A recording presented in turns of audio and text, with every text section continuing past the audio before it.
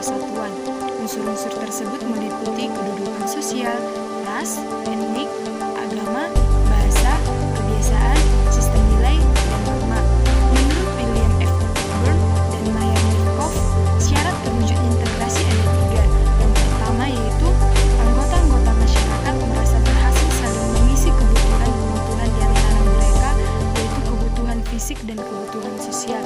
Yang kedua, masyarakat berhasil menciptakan kesepakatan atau konsensus bersama mengenai norma dan nilai-nilai sosial dalam masyarakat. Dan yang ketiga, norma-norma dan nilai sosial itu berlaku cukup lama, tidak mudah berubah, dan dijalankan secara konsisten oleh seluruh anggota masyarakat. Ada beberapa faktor yang memengaruhi cepat lambatnya integrasi sosial. Yang pertama, homogenitas kelompok. Dalam hal ini, semakin tinggi tingkat homogenitas kelompok, maka semakin sulit integrasi sosial dicapai. Sebaliknya, semakin rendah homogenitas kelompok, maka semakin cepat dan lebih mudah dicapainya integrasi sosial. Faktor yang kedua yaitu besar kecilnya kelompok.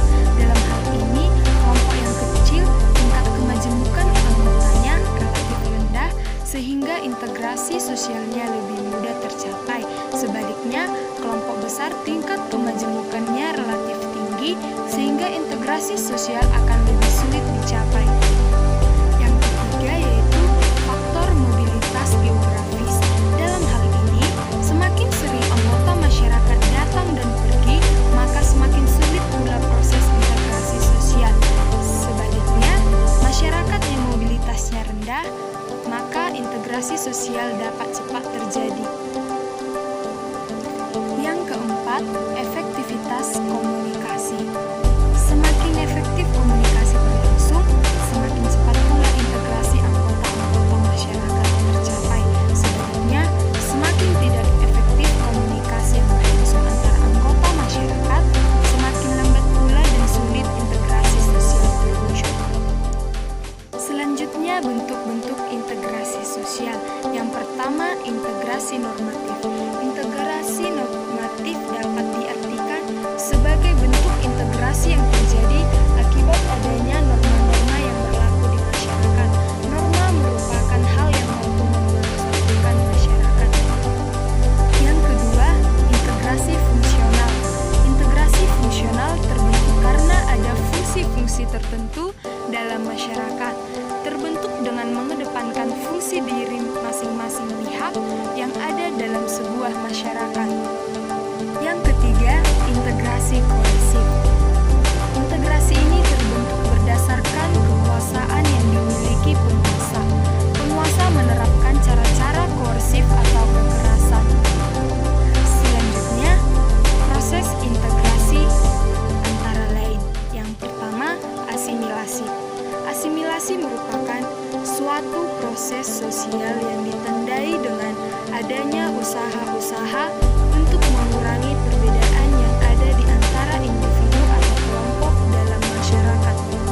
Yang kedua, akulturasi. Akulturasi adalah proses sosial yang terjadi bila kelompok sosial dengan kebudayaan tertentu dihadapkan pada kebudayaan asing yang berbeda. Proses sosial itu akan berlangsung hingga unsur kebudayaan asing itu diterima masyarakat dan diolah ke dalam kebudayaan itu sendiri. Dalam hal ini, kebudayaan asing akan relatif mudah diterima apabila memenuhi syarat berikut ini. Yang pertama, tidak ada hambatan geografis. Yang kedua, kebudayaan yang datang akan memberikan manfaat yang lebih besar dibandingkan kebudayaan yang lama. Yang ketiga, adanya persamaan dengan unsur-unsur kebudayaan lama. Yang keempat, adanya kesiapan pengetahuan, keterampilan tertentu. Yang kelima, kebudayaan itu bersifat kebudayaan.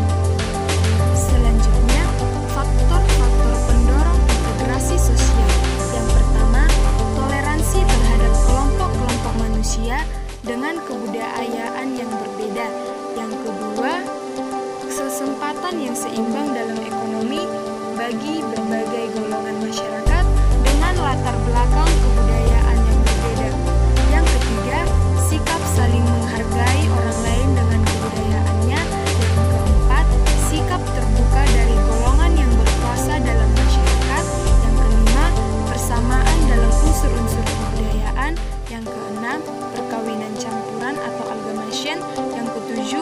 adanya musuh bersama dari luar. Yang kedua, reintegrasi. Reintegrasi terjadi ketika masyarakat berbelinggungan dan masyarakat berusaha untuk kembali pada tahap integrasi di mana lembaga politik, ekonomi, pemerintah, agama, dan sosial berada dalam keadaan yang selaras.